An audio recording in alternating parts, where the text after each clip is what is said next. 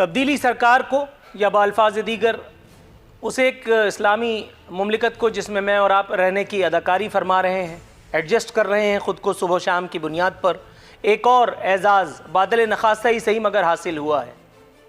आलमी माहौलियाती समिट में जो हज़रत जो बाइडन अपने मुल्क यानी अंकल सैम के देश में इस वक्त करवा रहे हैं, उसमें 40 से ज़ायद ममालिक के सरबराहान को दावतनामे पहुँचा दिए गए हैं।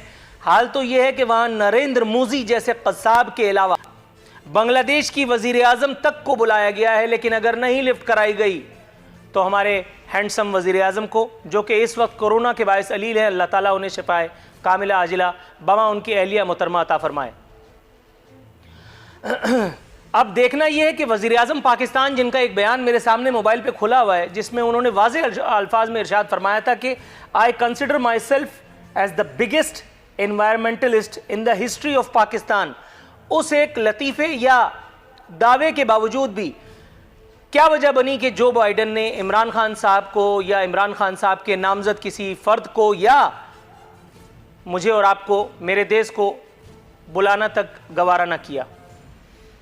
क्या वजह है कि वो जो बिलियन ट्री का लतीफ़ा छोड़ा गया था, जिस पर सुप्रीम कोर्ट ऑफ पाकिस्तान ने खुद सवालिया निशान या एक्सक्लेमेशन मार्क बहुत पहले ही लगा दिया था? इस हवाले से सुप्रीम कोर्ट ऑफ पाकिस्तान की मुतअद्दिद ऑब्जर्वेशन हम अपने प्रोग्राम में शामिल कर चुके हैं। उस एक लतीफ़े के बाद कम से कम एक सीट घेरना तो हमारा हक बनता था।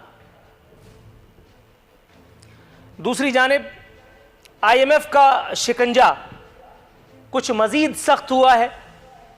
स्टेट बैंक ऑफ पाकिस्तान को खुद मुख्तारी देने का मामला कुछ मजीद संगीन हो गया है। इस हवाले से मुतअद्दिद अहम शख्सियात मंजर आम पर आए हैं, उनके बयानात, जिसमें उन्होंने डिसप्लेजर का इजहार किया है इस एक इंदिए तक पर कि अगर स्टेट बैंक ऑफ पाकिस्तान को अपने इंडिपेंडेंस या सॉवरेनिटी या वॉट एवर दे दी तो वो वॉइस रॉय ऑफ पाकिस्तान का किरदार अदा करेंगे, हुकूमत पाकिस्तान का तसर्रुफ उस पर ख़त्म हो जाएगा।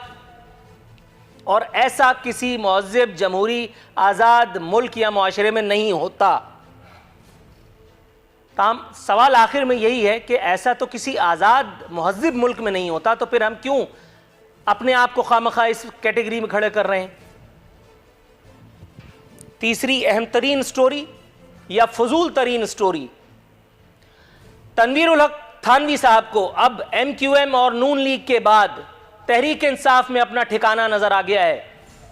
कहते हैं कि रियासत मदीना के मिशन में इमरान खान के साथ हूं। सर, इससे पहले आप अल्ताफ भाई के साथ भी थे। आपने जो कैमोफ्लेज करने का तरीका मजहब की आड़ में आपने और आप जैसों ने इख्तियार किया है, उससे बहुत से लोग झांसे में आ सकते हैं। आपको का मतलब मैं आपकी बात नहीं कर रहा, मैं ऐसे तमाम एलिमेंट्स की बात कर रहा हूं जो किसी न किसी लिबादे में, किसी न किसी आड़ में अपना दाल दलिया चालू रखते हैं। हजरत अल्ताफ हुसैन की सीरत कॉन्फ्रेंस में ये हजरत सामने बैठ करके और जी भाई कर रहे होते थे। उसके बाद इन्हें नवाज शरीफ अच्छा लगने लगा और आज इन्हें हजरत हैंडसम पर बैत करने का ख्याल आया है।